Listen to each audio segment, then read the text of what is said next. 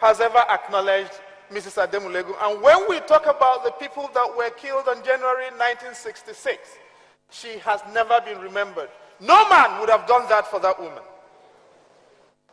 No man that I know would have done that.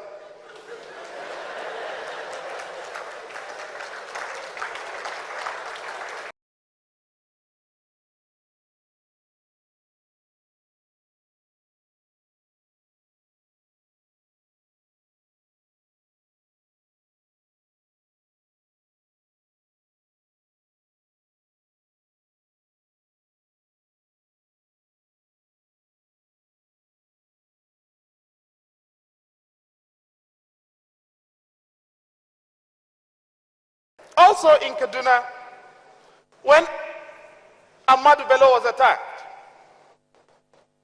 again, one of his wives laid her life on line. She was shot. Before Zogu shot Ahmadu Bello, he killed Ahmadu Bello's wife. Again, in our national stories, we've never acknowledged these women. Women who laid their lives on line for the men in their lives and for the country that the men serve. It's important we don't forget them. Because many men, most men would not do it, and many women won't either. But it's not just them. On Independence Day, by remembering our soldiers, we also hope to declare Independence Day for them. Independence from insurgency, from fighting insurgency, from living on the front line, from not being rotated out so they can come back to their families. Because if they have Independence Day, it means our Independence Day is more meaningful. When they have Independence Day, it means our Chibok girls will be back. Today is 170 days since those young girls were abducted. The biggest thing in my life is my daughter. As a parent, you've got to feel it. When the princess of your life is taken away by a bunch of bigoted terrorists who don't wish our country well, you've got to feel it. And as a parent, as a son, both of whose parents are alive, I feel what those parents feel, and every one of us should feel it. 170 days in the hands of, Shegun was right, sex perverts who are misbehaving, also in God's name. And when people, in the name of politics, choose to criminalize the heroisms and sheroisms of the people who have decided we must never forget this girl, we must denounce those people. Irrespective of what party they hold, irrespective of office, we have to denounce everybody who believes that on Twitter, on Facebook, in our newspapers, on national television, on radio, they will criminalize asking for the return of those girls. That's wrong.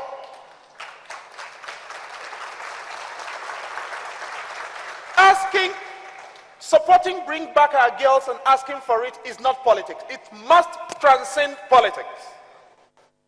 When you run a country, when you are building a country, there are some things you must not negotiate. Security, justice, and the future of our children.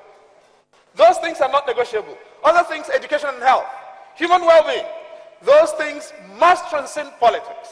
And Shegun again is right. I agree so much with the point he made. We must make sure that that focus that we brought to fighting Ebola is brought to ensuring our safety and collective security. Because our constitution is very clear. The safety and security of every citizen of Nigeria and every person who resides in Nigeria is the primary, that's the word used in our constitution, the primary responsibility of government.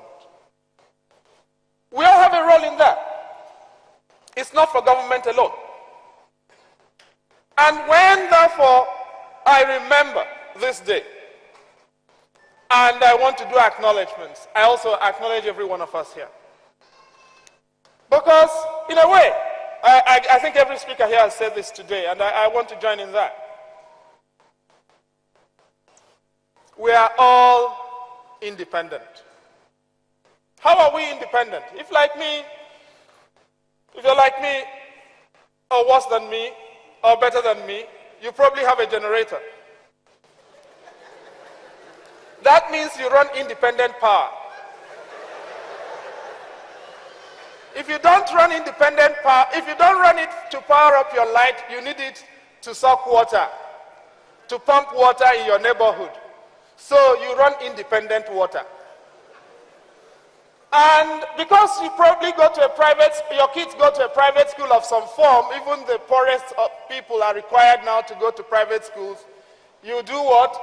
You are an independent school proprietor or supporter. And to help with independent security provision, you have a MEGAN. And because we are also independent in silos, we all begin to cope. There is God, though.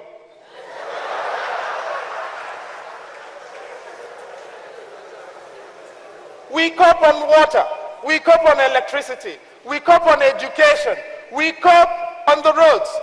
The politicians run us off the roads. Recently, in this particular country, I was going into Abuja one particular day, and I was run off the road.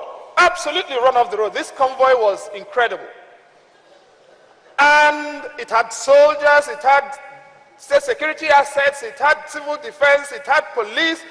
And who was it? It was the president of a Christian Association of Nigeria. And I thought, what? Yes, the president of the Christian Association of Nigeria ran me off the road. I actually tweeted about it. Because I could, and I'm told this because I'm a traditionalist. But seriously, if God is not good enough for us, then something is wrong. And I don't want to worship that God where I am required to have the protection of battalions to run traditional worshippers like me off the road. But we've all learned to do what? To cope. And that is why we are also independent in another department that matters, because the politicians, knowing that we are all independent, realize that they don't need us to get power. What they need is what? Structures. They don't need votes. Human beings vote. Structures deliver power to you. And because they don't need votes and structures deliver power, we have become mutually independent with the politicians. It is the day we celebrate our mutual independence.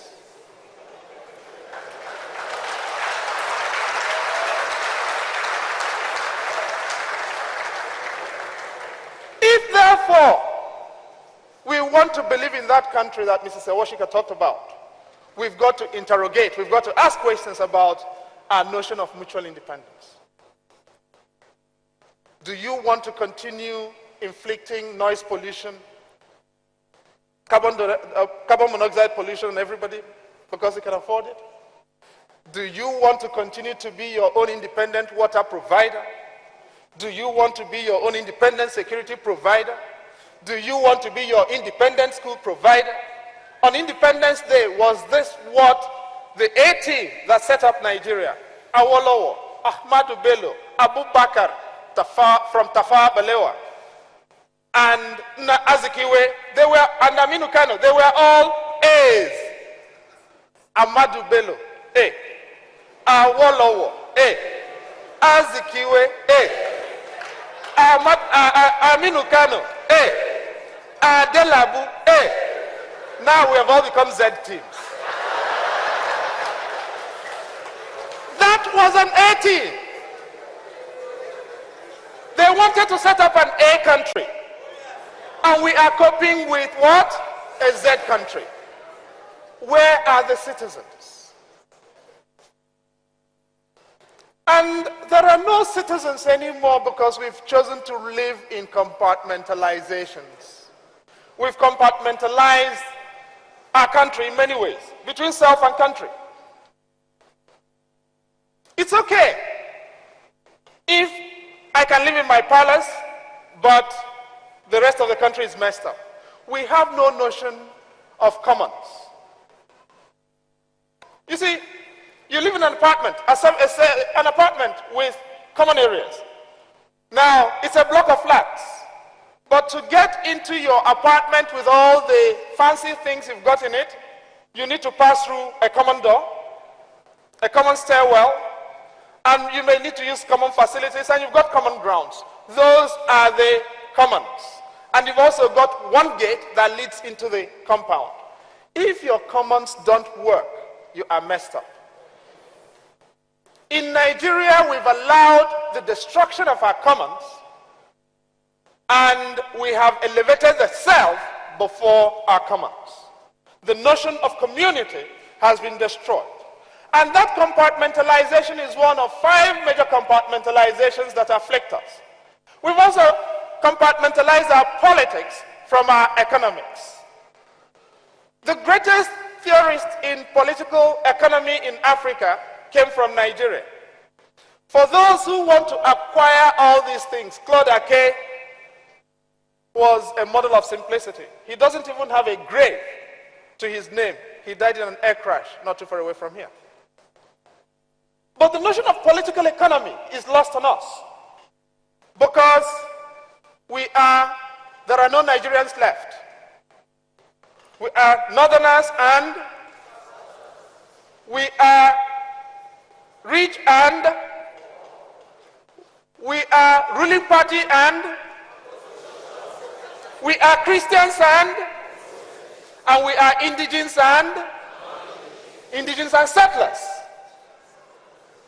Indigents and settlers.